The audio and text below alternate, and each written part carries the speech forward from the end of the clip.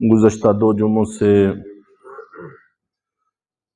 حضرت جابر بن سلیم رضی اللہ تعالی عنہ کی حدیث کا تذکرہ چل رہا ہے۔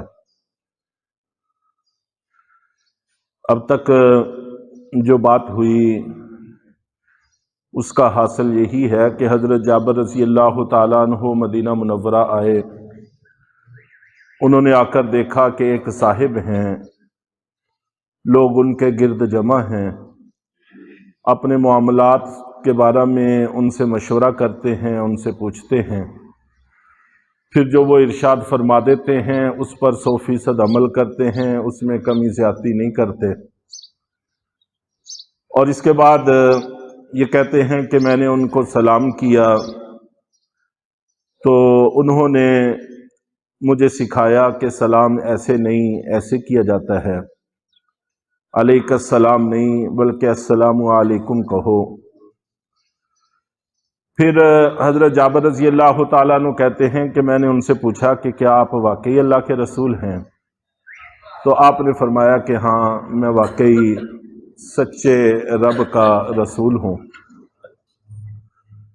حضرت جابر رضی اللہ تعالی عنہ مسلمان ہو گئے، اور مسلمان ہونے کے بعد انہوں نے تقاضا کیا کہ اے اللہ کے رسول، آپ مجھے کچھ نصیحتیں کیجیے۔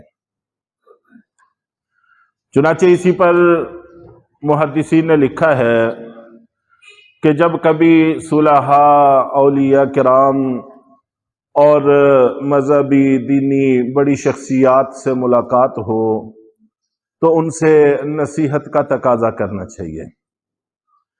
جب انسان طلب صادق لے کر جاتا ہے اور نصیحت کا تقاضا کرتا ہے تو اللہ تعالیٰ بسا اوقات اللہ والوں کی زبان پر ایسی بات جاری کر دیتے ہیں جس سے زندگی کی کایا پلٹ جاتی ہے۔ چنانچہ اس لیے انہوں نے بھی درخواست کی، عرض کیا کہ اے اللہ کے رسول، آپ مجھے کچھ نصیحتیں کریں۔ اللہ کے نبی صلی اللہ علیہ وسلم نے چند نصیحتیں کی، انہی نصیحتوں کا تذکرہ مقصود ہے۔ سب سے پہلی نصیحت یہ تھی کہ وَلَا تَسُبُّنَّ أَحَدًا، کہ تم کبھی کسی کو گالی نہ دو، گالی دینے سے منع فرمایا۔ چنانچہ ایک موقع پر سیدنا صدیق اکبر رضی اللہ تعالی عنہ نے اپنے ایک غلام کو لعنت کے لفظ کہہ دیے، کسی بات پر غصہ آیا ہوگا، لعنت کے لفظ کہہ دیے۔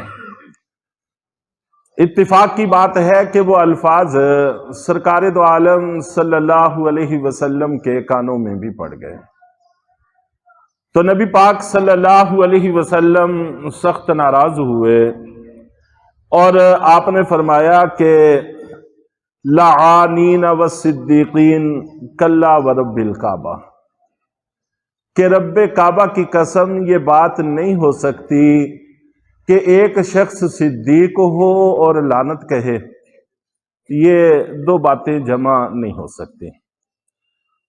اور سیدنا صدیق اکبر رضی اللہ تعالی عنہ کے بارے میں اس سے زیادہ سخت تنبیہ کہیں نظر سے نہیں گزری، ان کے لیے بڑے سخت لفظ تھے۔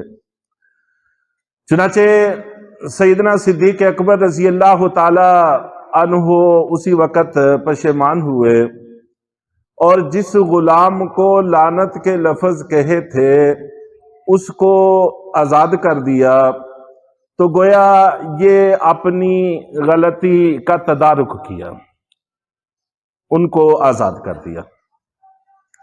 تو اس سے بھی یہ بات واضح ہوتی ہے کہ کبھی بھی کسی کے لیے لعنت کے لفظ، گالی کے لفظ استعمال نہیں کرنے چاہیے۔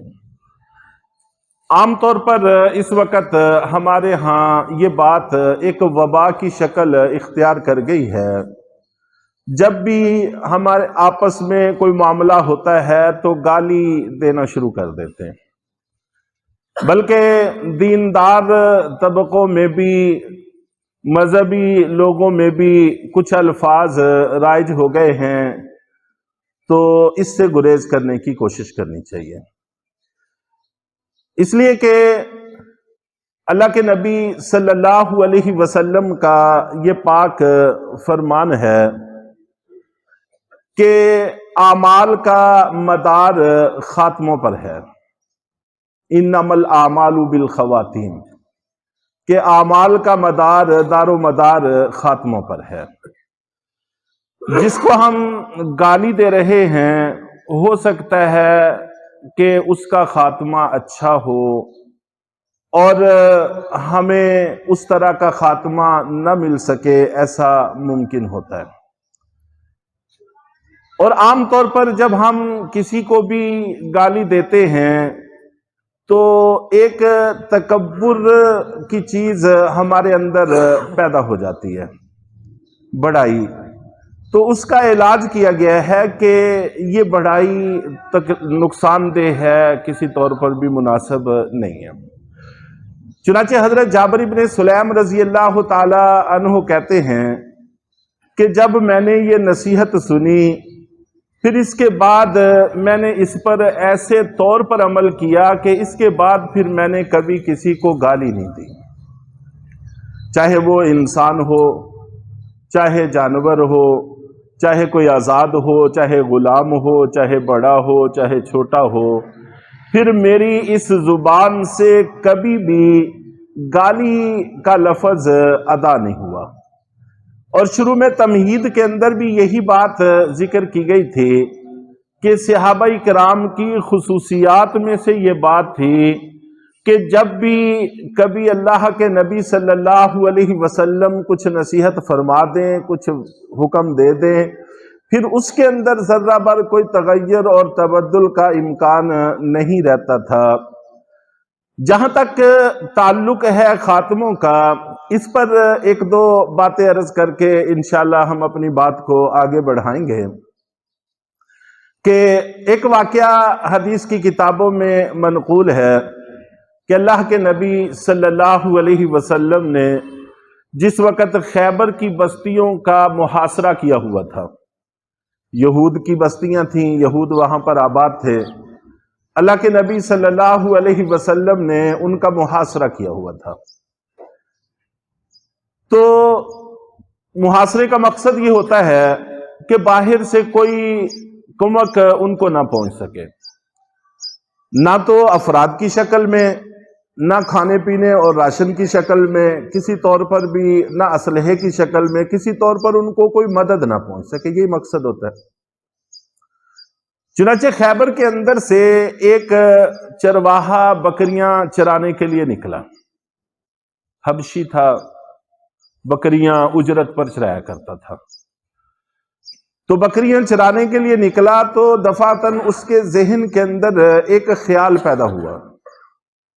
جب قسمت اچھی ہوتی ہے، نصیب انسان کا ساتھ دیتا ہے، مقدر ساتھ دیتا ہے، تو پھر اس طرح کے اسباب پیدا ہو جاتے ہیں۔ چنانچہ ان کے دل کے اندر یہ خیال پیدا ہوا کہ یہ مسلمان لوگ آئے ہوئے ہیں، دیکھنا چاہیے کہ یہ کیا چاہتے ہیں۔ اس لیے بکریوں کو ایک طرف کو چھوڑ کر وہ چرنے لگی، تو خود جہاں پر مسلمانوں کے خیمے تھے وہاں پر آ گیا اور چند ایک مسلمانوں سے ملاقات بھی ہوئی۔ ان سے پوچھا کہ آپ کے سردار کون ہیں؟ انہوں نے بتا دیا کہ یہ جو سامنے خیمہ ہے یہ ہمارے سردار کا خیمہ ہے، ہمارے نبی ہیں، اللہ کے نبی صلی اللہ علیہ وسلم۔ وہ خیمہ کھجور کے پتوں کی بنی ہوئی چٹائی سے تیار کیا گیا تھا۔ تو اس کے ذہن کے اندر تاثر یہ تھا کہ کوئی بادشاہ ہوں گے، اور بادشاہوں کے خیمے بڑے عالیشان ہوتے ہیں، ریشم کے چمک دمک سے بنے ہوتے ہیں، اور ان کے سامنے دربان ہوتے ہیں اور کوئی ان کی اجازت کے بغیر اندر نہیں جا سکتا۔ تو یہی تاثر اس کے ذہن میں تھا، تو کہنے لگا کہ تم لوگ مجھ سے مذاق کر رہے ہو، ایسا خیمہ ایک بادشاہ کا کیسے ہو سکتا ہے؟ تمہارے سردار ہیں، تمہارے حکمران ہیں، ان کا خیمہ ایسا کیسے ہو سکتا ہے؟ انہوں نے کہا کہ یہ اس طرح کے نہیں ہیں جس طرح کہ تم تصور کرتے ہو، تو یہ انہی کا ہے، کوئی دربان نہیں ہے، کوئی تزئین نہیں ہے۔ تو وہ اندر اجازت لے کے اندر چلا گیا۔ اللہ کے نبی صلی اللہ علیہ وسلم سے ملاقات ہوئی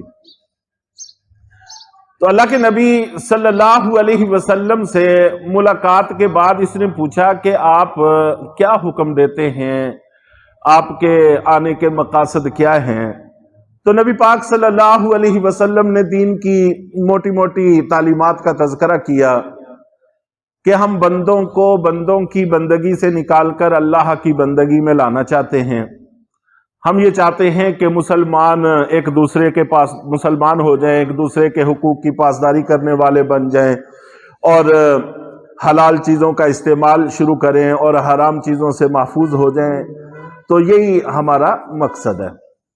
چنانچہ موٹی موٹی تعلیمات جب سنی اس کو بڑی بھلی لگی، اور کچھ سرکار دو عالم صلی اللہ علیہ وسلم کی موجودگی، آپ کے اخلاق، آپ کا حسن و جمال، آپ کی نورانیت، یہ ساری چیزیں اس پر اثر انداز ہوئیں، جس سے اس کا دل کفر سے دھل گیا، اس کے اندر ایمان کی روشنی پیدا ہونی شروع ہوئی۔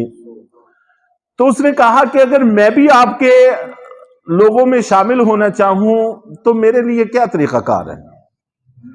تو اللہ کے نبی صلی اللہ علیہ وسلم نے فرمایا کہ کلمہ پڑھ لو تو ہمارے اندر داخل ہو جاؤ، اور جب تم کلمہ پڑھ لو گے تم مسلمان بن جاؤ گے، تم ہمارے بھائی ہو جاؤ گے، ہم تمہیں گلے سے لگائیں گے، اپنے پاس کھلائیں گے، اپنے ساتھ رکھیں گے۔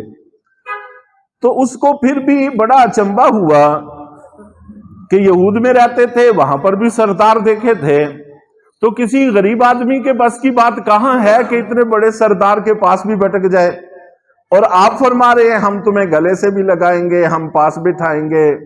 تو یہ باتیں اس کو بڑی عجیب لگی اور کہنے لگا کہ آپ مجھ سے مذاق کرتے ہیں۔ آپ نے فرمایا کہ نہیں، ایسی بات نہیں ہے، میں نبی ہوں، ہم اس طرح کی باتیں نہیں کیا کرتے۔ تو اس نے کہا کہ آپ اتنے بڑے ہیں، میں کالے رنگ کا ہوں، حبشی ہوں، میرے جسم سے بدبو آتی ہے۔ تو اللہ کے نبی صلی اللہ علیہ وسلم نے فرمایا کہ اللہ تعالیٰ تمہارے جسم کی سیاہی کو سفیدی سے بدل دیں گے، اور تمہارے جسم کی بدبو کو خوشبو سے بدل دیں گے۔ تو وہ مسلمان ہو گیا، اور مسلمان ہونے کے بعد اس نے پوچھا کہ اللہ کے رسول اب میرے لیے کیا حکم ہے؟ آپ نے فرمایا کہ سب سے پہلے یہ جو تمہارے پاس بکریاں ہیں ان کو واپس کر کے آؤ۔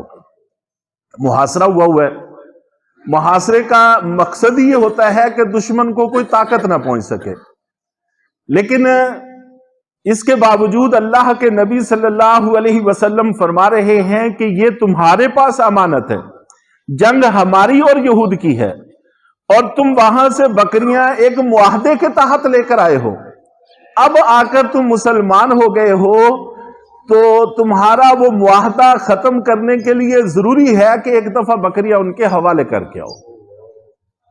چنانچہ وہ گیا اور جا کر بکریوں کو قلعے کے دروازے سے اندر ہانک دیا، وہ اپنے اپنے ٹھکانوں پر پہنچ گئے۔ بکریاں جب واپس آتی ہیں تو اپنے اپنے گھروں کا راستہ ان کو معلوم ہوتا ہے، اپنے اپنے گھروں میں چلی جاتی ہیں۔ تو پھر آ کر نبی پاک صلی اللہ علیہ وسلم کی خدمت میں حاضر ہوئے۔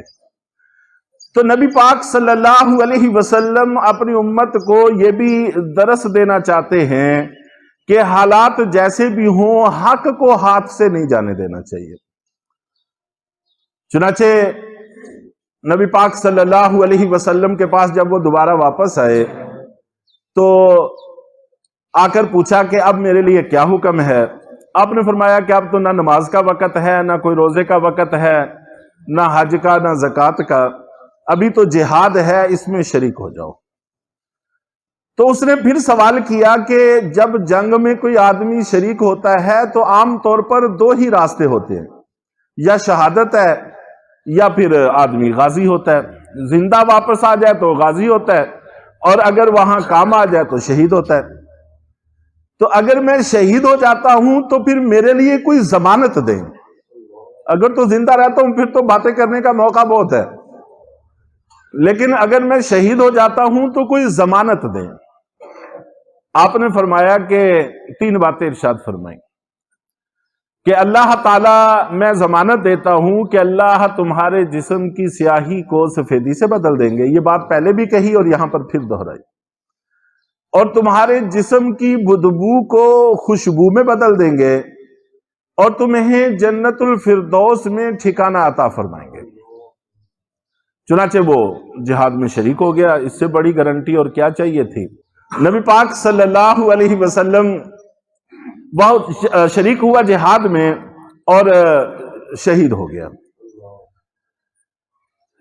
تو صحابہ کرام اور نبی پاک صلی اللہ علیہ وسلم جنگ کے بعد میدان جنگ کا جائزہ لینے کے لیے نکلے تو ایک جگہ پر دیکھا کہ کچھ صحابہ جمع ہیں اور آپس میں گفتگو کر رہے ہیں کہ یہ شخص مسلمانوں کی طرف سے لڑا ہے اور بڑی دلیری سے لڑا ہے، بڑی بہادری سے لڑا ہے، لیکن ہم میں سے کوئی بھی اس کو جانتا نہیں ہے. ایک تو صحابی سے ملاقات ہوئی، ان کو بھی نہیں پتا کہ یہ مسلمان ہو گئے. اللہ کے نبی صلی اللہ علیہ وسلم کو بس پتہ ہے، سارے معاملات وہیں پر ہوئے. تو ہماری طرف سے لڑا ہے، بڑی بہادری سے لڑا ہے اور شہید ہوا ہے، لیکن ہمیں پتا نہیں ہے کہ یہ کون ہے، ہم میں سے کوئی اس کو جانتا نہیں ہے. تو اللہ کے نبی صلی اللہ علیہ وسلم نے فرمایا کہ میرے لیے راستہ چھوڑو، تم اس کو نہیں جانتے لیکن میں اس کو جانتا ہوں. اور پھر آپ نے فرمایا کہ میری آنکھیں دیکھ رہی ہیں کہ اللہ کے فرشتے اس کو غسل دے رہے ہیں. ایک حضرت حنظلہ رضی اللہ تعالیٰ عنہ غسیل ملائک ہیں، تو دوسرے یہ صحابی بھی غسیل ملائک ہیں، کیونکہ کفر سے اسلام میں جب بندہ داخل ہوتا ہے اس وقت بھی غسل ضروری ہوتا ہے. یہ وہ غسل نہیں کر سکا تھا اور شہید کے لیے غسل نہیں ہوتا، تو اس لیے فرشتوں کو اللہ نے بھیجا کہ اس کو غسل دو، یہ میرے لیے قربان ہوا ہے. وہ مالک بڑا قدردان ہے. ادھر حضرت حنظلہ رضی اللہ تعالیٰ عنہ غسل جنابت کی حالت میں تھے، جنابت کی حالت میں تھے، غسل کی ضرورت تھی، کسی کو خبر نہیں تھی، وہاں جا کر شہید ہو گئے. تو وہ مالک لاج رکھنے والا، وہ قدریں رکھنے والا، ظاہر ہے کہ اس کے نام پر شہید ہوئے تھے، تو فرشتوں کو بھیجا کہ جاؤ ان کو جا کر غسل جنابت دے کر آؤ. تو عام صحابہ کرام کہیں ایسے ہی ان کو دفن نہ کر دیں. تو ان کو غسل دیا گیا. تو فرشتے، آپ فرمایا کہ میری آنکھیں دیکھ رہی ہیں کہ فرشتے ان کو غسل دے رہے ہیں، اور میری آنکھیں دیکھ رہی ہیں کہ اللہ نے اس کے جسم کی سیاہی کو سفیدی سے بدل دیا ہے، اور میری آنکھیں دیکھ رہی ہیں کہ اللہ نے اس کے جسم سے اٹھنے والی بدبو کو خوشبو میں بدل دیا ہے، اور یہ جنت الفردوس کے باغوں میں ٹہل رہا ہے. تو یہ خاتمہ کی بات چلی تھی کہ خاتمہ اللہ رب العزت جب کسی کو بھلا عطا فرما دیں تو پھر ظاہر ہے کہ اس کی شان کو کوئی نہیں پہنچ سکتا، اس کے مقام تک کوئی نہیں پہنچ سکتا. اور اگر خدا نہ خواستہ خاتمہ اچھا نصیب نہ ہو تو پھر انسان کیا فیصلہ کر سکتا ہے کون بہتر ہے کون کمتر ہے. تو اللہ تعالیٰ سے جہاں یہ ضروری ہے کہ ہم اچھے اور حسن خاتمہ کی دعا کیا کریں، وہاں پر یہ بھی ضروری ہے کہ ہم کسی کو گالی نہ دیں، لعنت نہ کریں. اللہ کے نبی صلی اللہ علیہ وسلم نے اس چیز سے منع فرمایا.